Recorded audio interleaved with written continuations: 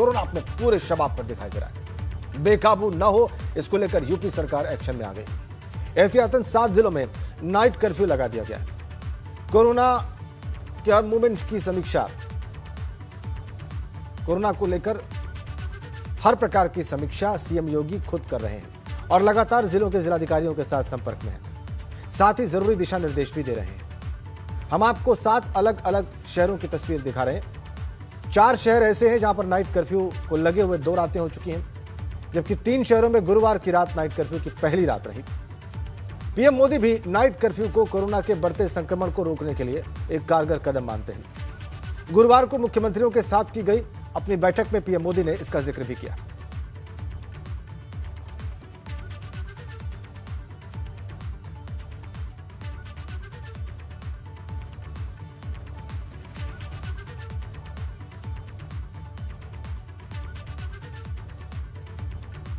लखनऊ, प्रयागराज, वाराणसी, कानपुर, इन सभी शहरों की तस्वीर आपने देखी नाइट कर्फ्यू की। और आपको बताएं कि गुरुवार को कोरोना के बढ़ते मामलों को देखते हुए प्रधानमंत्री मोदी ने देश के अलग अलग राज्यों के मुख्यमंत्रियों के साथ बैठक की थी। इस दौरान उन्होंने कहा कि मुख्यमंत्रियों का सुझाव जरूरी है। एक बार फिर से चुनौतीपूर्ण स्थिति बन रही है। शासन व्यवस्था में सुधार जरूरी है। लोग लापरवाह दिख रहे हैं। उन्होंने कहा कि अभी संपूर्ण लॉकडाउन की जरूरत नहीं है। उन्होंने नाइट कर्फ्यू की वकालत करते हुए कहा कि इसकी जगह हमें कोरोना कर्फ्यू शब्द का इस्तेमाल करना चाहिए। इससे लोगों में संदेश जाएगा। उन्होंने सभी राज्यों के मुख्यमंत्रियों से आग्रह करते हुए कहा कि 45 साल से ऊपर के लोगों का 100% वैक्सीनेशन कराने का प्रयास करें। उन्होंने भी कहा कि 11 अप्रैल से 14 अप्रैल तक टीकाकरण उत्सव मना सकते हैं। ज्यादा से ज्यादा लोगों को वैक्सीन लगाई जाए। अच्छा होगा कि हम कोरोना कर्फ्यू रात को 9 बजे शुरू करें या रात को 10 बजे शुरू करें और सुबह 5-6 बजे तक चलाएं, ताकि बाकी व्यवस्थाओं को प्रभाव ज़्यादा न हो। और इसलिए उसको कोरोना कर्फ्यू के नाम से ही प्रचलित करें। और कोरोना कर्फ्यू एक प्रकार से लोगों को एजुकेट करने के लिए काम आ रहा है, अवेयरनेस के लिए काम आ रहा है। तो हमने इसके तरफ ध्यान देने के, लेकिन मैंने पहले कहा, अब हमारे पास व्यवस्था इतनी हो चुकी है, माइक्रो कंटेनमेंट जोन, उसी पर बल दीजिए, आपको अच्छे परिणाम मिलेंगे। 11 अप्रैल ज्योतिबा फुले जी की जन्म जयंती है और 14 अप्रैल बाबा साहब आम्बेडकर जी की जन्म जयंती है। क्या हम 11 अप्रैल से 14 अप्रैल पूरे अपने राज्य में टीका उत्सव मना सकते हैं? एक पूरा वातावरण क्रिएट कर सकते हैं टीका उत्सव का। एक विशेष अभियान चलाकर हम ज्यादा से ज्यादा एलिजिबल लोगों को वैक्सीनेट करें। 0 वेस्टेज तय करें हम। 3-4 दिन जो है टीका उत्सव में 0 वेस्टेज होगा। मुझे पक्का विश्वास है इस संकट को भी हम देखते ही देखते पार करके निकल जाएंगे। फिर एक बार मेरा यही मंत्र है, दवाई भी और कड़ाई भी।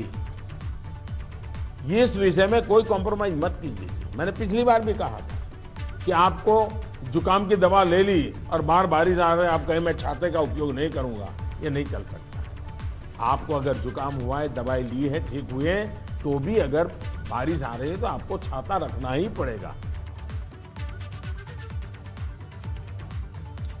हमारे 2 सहयोगी इस वक्त हमारे साथ जुड़े हुए हैं, उनसे ताजा हाल जानते हैं। लखनऊ से शैलेश अरोड़ा और दिल्ली से अविनाश तिवारी। पहले लखनऊ चलते हैं, शैलेश के पास चलते हैं। शैलेश, लखनऊ में बहुत ज्यादा मामले रिपोर्ट हुए हैं पिछले कुछ दिनों में और हर दिन वहां पर नए रिकॉर्ड बन रहे हैं कोरोना के आंकड़ों के। आज सुबह आपको क्या स्थिति दिखाई दे रही है? क्या आपको लोग जागरूक दिख रहे हैं पिछले कुछ दिनों की तुलना में, या अथॉरिटीज आपको ज्यादा सतर्क दिख रही है? निश्चित रूप से राजेंद्र, अथॉरिटीज़ भी पहले से ज़्यादा सख्त हुई हैं कल रात से ही, क्योंकि कल से ही जो कर्फ्यू का माहौल रात में 9 बजे शुरू हुआ है कोरोना कर्फ्यू, उसके बाद से अथॉरिटीज़ जो है माफ़ कीजिएगा, वो सख्त हुई हैं पहले से। और दूसरी चीज़, अगर हम बात करें, जो कोरोना कर्फ्यू का वक्त है वो सुबह बीत चुका है, लेकिन इसके बावजूद सड़कों पर अगर हम बात करते हैं तो सन्नाटा देखने के लिए मिल रहा है। और इसके अलावा अगर हम बात करें तो लोगों में अभी भी जागरूकता की कमी थोड़ी ज़रूर अब नज़र आ रही है, लेकिन पहले के मुकाबले अगर हम देखते हैं तो हालात बदले हैं। जैसे अगर हम कहें कि जो मास्क के इस्तेमाल की बात होती है तो वो पहले से कुछ बढ़ा है, लेकिन अभी भी अगर हम ये कहें कि 100% तो ऐसा नहीं है। लोग अभी भी ऐसे हैं जो कहीं ना कहीं इसको लेकर लापरवाही कर रहे हैं। और यही वजह है कि अभी भी बहुत मेहनत इस पर करने की ज़रूरत है, क्योंकि जिस तरह से दिन ब दिन हालात बिगड़ रहे हैं, अगर हम देखें तो लखनऊ में जिस तेज़ी के साथ केसेस बढ़े हैं लगातार, और उसके बाद कल की जो रिपोर्ट आई थी 2369 केस की, यानी लगभग 2400 केस 24 घंटे, यानी हर 1 घंटे में लखनऊ में 100 नए कोरोना पॉजिटिव। तो ये आंकड़ा अपने आप बताने के लिए काफ़ी है कि हालात किस तरह के हैं। माना कि टेस्टिंग बढ़ाई जा रही है, इसलिए केसेस ज़्यादा रिपोर्ट हो रहे हैं, लेकिन टेस्टिंग बढ़ाई जा रही है, केस निकल रहे, इसका एक मतलब ये भी है कि पहले से ही बड़ी संख्या में लोग कोरोना संक्रमित हो गए हैं, अब उनको चिन्हित किया जा रहा है। तो ये तो एक अच्छी बात है जितनी जल्दी उनको निकाला जाए, लेकिन ये नहीं कहा जा सकता इसकी वजह से कि टेस्टिंग की वजह से ही खाली ज़्यादा निकल रहे हैं। और चिंता के हालात हैं, हर जगह कोरोना के मामले हैं, इंदिरा नगर, विकास नगर, हजरतगंज, गोमती नगर, कोई ऐसा इलाका नहीं जहाँ पर कोरोना के केसेस सामने ना रहो। उत्तर प्रदेश में और जगह बात करें तो प्रयागराज, वाराणसी, ये वो जिले हैं जहां पर नोएडा, मेरठ, सभी जगह जो परिस्थितियां हैं, जो केसेस की संख्या है वो बहुत तेज़ी के साथ बढ़ रही है। और ऐसे में अभी कहीं ना कहीं जो जिला प्रशासन है जगह जगह उनको और सख्ती करनी पड़ेगी, क्योंकि जहां लोग इन नियमों का पालन नहीं कर रहे, चाहे वो मास्क लगाना हो, सोशल डिस्टेंसिंग हो, तो वहां पर सख्ती करना अभी बहुत ज़रूरी है। बिल्कुल बिल्कुल, आप कह रहे हैं एक एनकरेजिंग बात आपने, एक पॉजिटिव रिपोर्ट आपने शैलेश दी कि इस सुबह पहले की तुलना में लोग भी ज्यादा जागरूक नजर आए और अथॉरिटीज भी ज्यादा सतर्क नजर आई।